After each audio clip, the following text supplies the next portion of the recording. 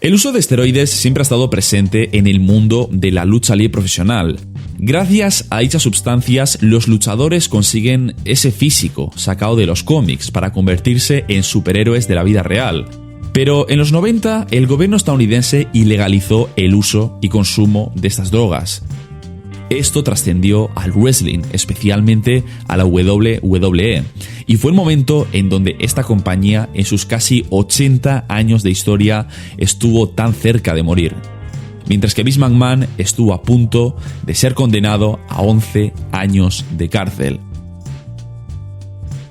Bienvenidos a otro capítulo de Detrás del Kayfabe. Después de lo votado por los miembros del canal, hoy toca hablar del escándalo de los esteroides.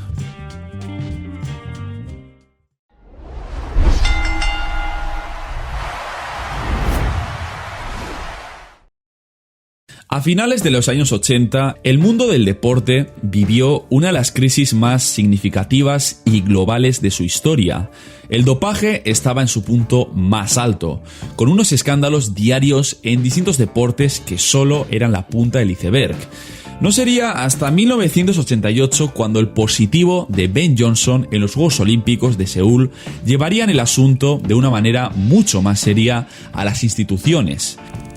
The urine sample of Ben Johnson, Canada, was found to contain the metabolites of a banned substance, namely stanozolol. It's an anabolic steroid. Ese mismo año, los esteroides anabólicos fueron ilegalizados, tanto en su uso como en su venta. Muchos deportistas que tenían por costumbre el uso de estas drogas se verían obligados a desengancharse definitivamente de ellas, algo que provocó un auge en el mercado negro nunca antes visto. Las investigaciones por parte del gobierno de los Estados Unidos se dispararon y en 1990 sería detenido el doctor George Zahorian. Este reconocería que suministraba sustancias ilegales a 5 luchadores profesionales, siendo uno de ellos Hulk Hogan. I've trained 20 years, 2 hours a day to look like I do. But the things that I am not is I'm not a steroid abuser and I do not use steroids. Este sería el principio del fin de la Hulkamanía, ya que la imagen del luchador se vería manchada para siempre. Personally observed Hogan at any point taking steroids? Sure. I injected Hogan with steroids many times. Many times? Many times. A dozen? Hundreds of times. Hundreds. El Hulkster no llegó a presentarse en el juicio contra el doctor, que fue condenado a 3 años de prisión y varias multas por tráfico de sustancias.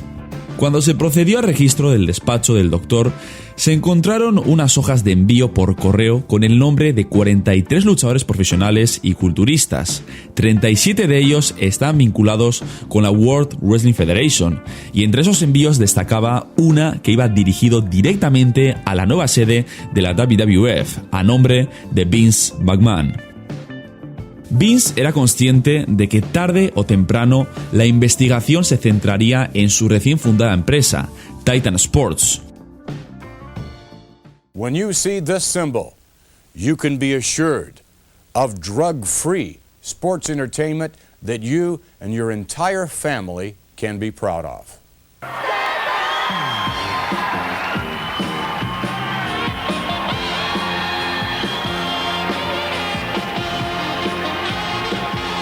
El magnate no podía estar en mejor momento, ya que había dado un salto gigante en la producción del wrestling de la última década, llevando al ring luchadores que parecían sacados de los dibujos animados, con unos cuerpos esculturales y un aspecto de semidioses.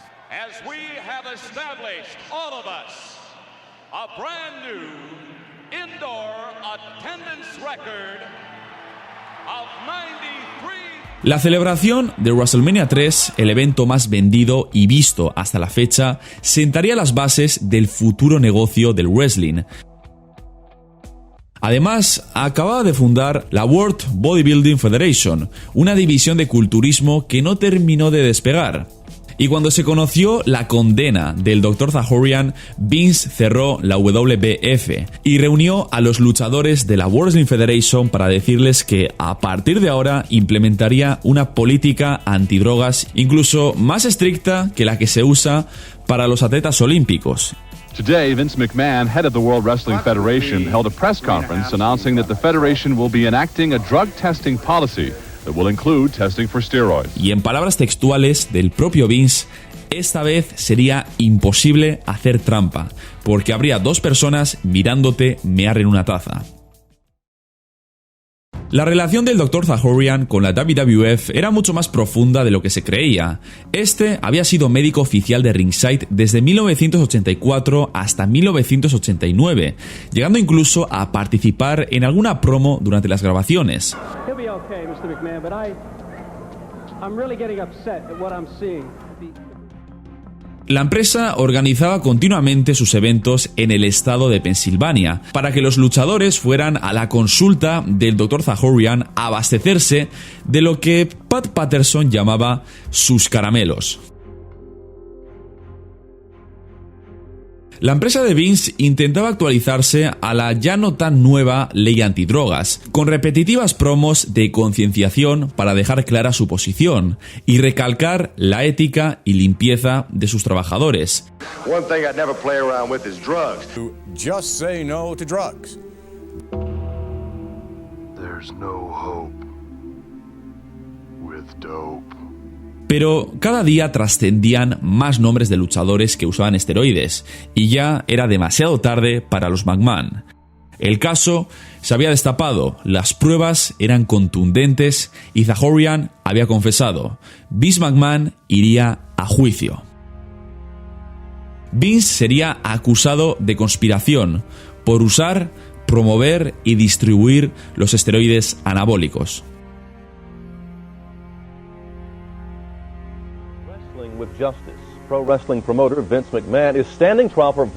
En 1994, Vince McMahon iría como acusado al Tribunal del Distrito Federal. El proceso judicial afectaba tanto a la WWF como a su dueño, que se enfrentaba a una posible condena de 11 años de cárcel. Con todo esto sobre la mesa y la declaración del Dr. Zahorian, Vince lo tenía muy difícil como para salir bien parado de este juicio. Además, se llamó a declarar a 11 luchadores, entre los que se encontraban Roddy Piper y el más mediático de todos, Hulk Hogan. En un principio, todo parecía ir bien para Mr. McMahon, ya que todos los luchadores, incluido Hogan, declararon que eran falsas las acusaciones. Dijeron que Vince nunca les había obligado a usar esteroides y que mucho menos se los había proporcionado.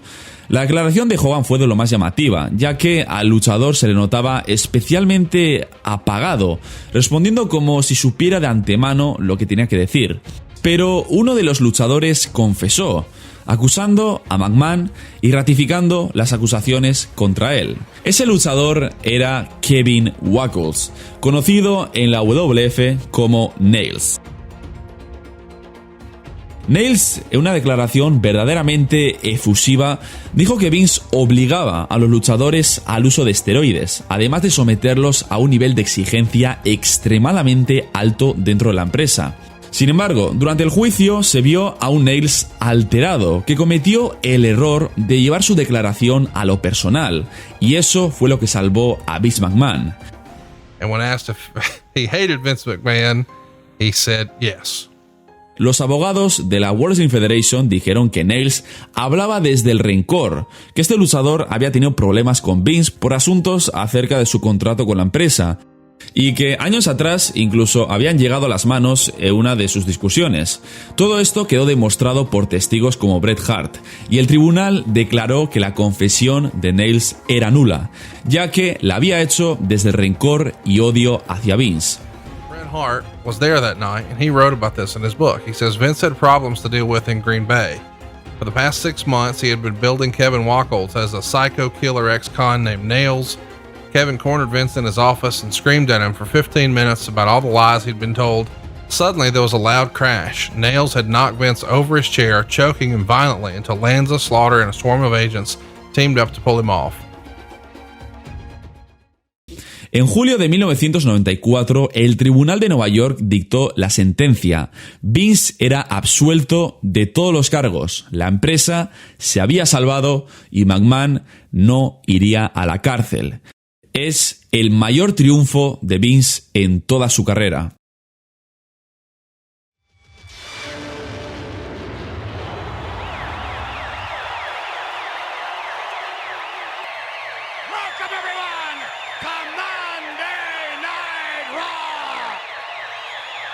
Welcome back, Vince McMahon, yeah! And we're all gonna witness a match of epic proportions. What with Shawn Michaels squaring off against the bad guy, Razor Ramon. And I predict that Razor Ramon is gonna annihilate Shawn Michaels. Just like you, Vince McMahon, and the World Wrestling Federation annihilated the United States Justice Department by pinning him in the middle of the ring. 1, 2, 3, not guilty! It's gonna be one of those nights. Not guilty! The World Wrestling Federation does. Las consecuencias inmediatas de este juicio fueron notablemente palpables. La asistencia de público a los eventos en vivo se desplomó. Los escándalos y juicios se mezclaron con la crítica mordaz de la prensa, que veía en el wrestling un producto agresivo que perjudicaba a los niños de todo el país. Vince se vio obligado a reinventar su producto. Los grandes titanes con cuerpos esculturales desaparecieron del ring, para dejar paso a una nueva generación que antes era considerada demasiado pequeña para encabezar los shows. Bret Hart y Shawn Michaels serían la referencia del camino a seguir en aquel momento. Este fue uno de los detonantes de la era de la actitud, ya que a partir de entonces Vince se desató, mostrándose mucho más crecido en los programas de televisión, llevando al extremo su guerra con la WCW.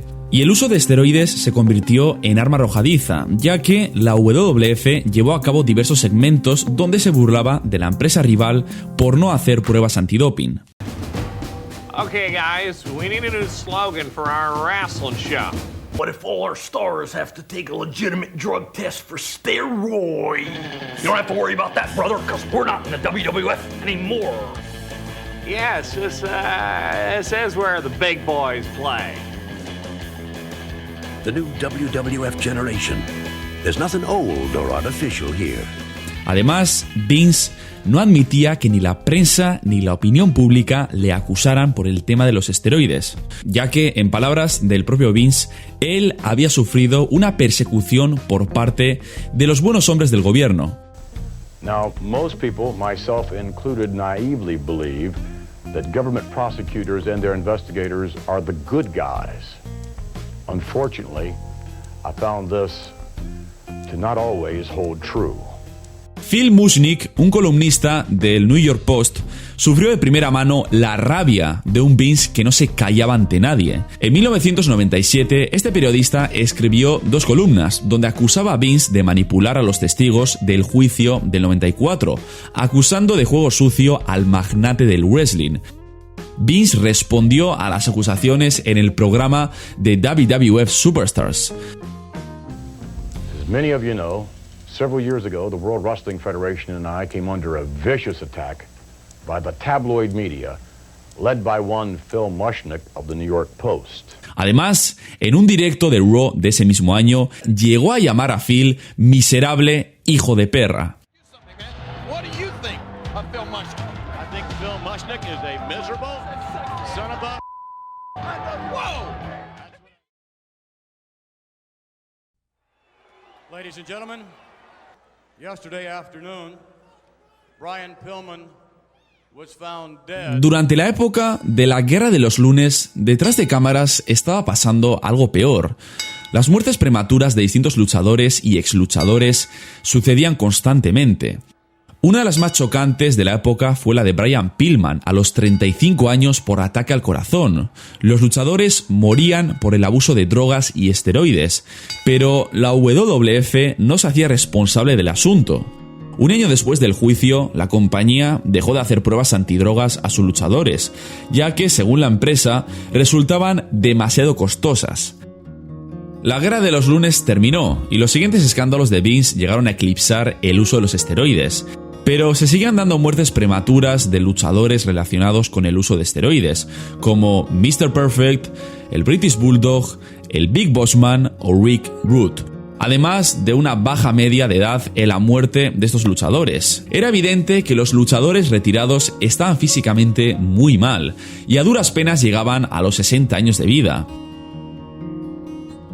2005 fue el año en el que se reavivó la polémica de los esteroides. La mañana del 13 de noviembre, Chavo Guerrero encontraba a su tío Eddie Guerrero muerto en la habitación de un hotel de Minnesota. La autopsia reveló la causa de la muerte, una insuficiencia cardíaca producida por el abuso de esteroides. Su fallecimiento supuso un shock para el universo, que inmediatamente culpó a la empresa de no llevar a cabo los controles que hubieran salvado la vida de Eddie. En 2006, Vince McMahon finalmente implementaría la política de bienestar, una serie de medidas que incluían los test antidoping, el seguimiento de los tratamientos y fármacos que utilizaban los luchadores y el examen médico continuado por parte de médicos especializados. Pero nada de esto impidió que en 2007 ocurriera el hecho más triste y oscuro relacionado con los esteroides. Chris Benoit, un luchador de 40 años de edad, era encontrado muerto junto a su esposa e hijo en su casa.